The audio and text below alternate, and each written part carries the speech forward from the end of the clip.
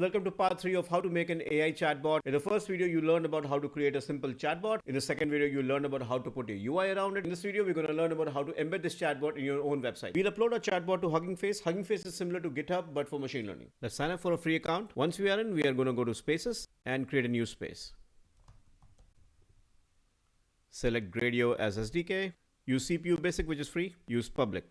Now we'll go to Files, go to Add File, upload files, drag and drop our AI chatbot file, and we'll also add a file called requirements.txt. Commit it. Here are the files that we have created. We'll look at the requirements.txt. It has two lines, one is Gradio and one is OpenAI. These are the dependencies that we need. One more thing we need to do is to add our OpenAI API key in the settings. So go to settings and go to variables and secrets, put new secret, and then put the value of your key. We'll click on app.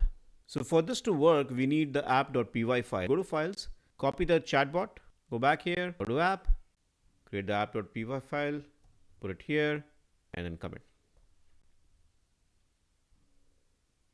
And now we'll go to app again, build our app. And there you go. This is the chatbot that we had created in Gradio. Let's try this up. To embed this, we are going to click here. Go to embed the space, copy the script code, put it in your HTML file under the head section.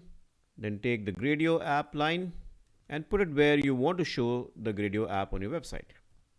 Once we go to the URL on the server, you will see the same chatbot here. So I hope this was useful. Please press like, subscribe, and press the bell icon. Until next time, bye.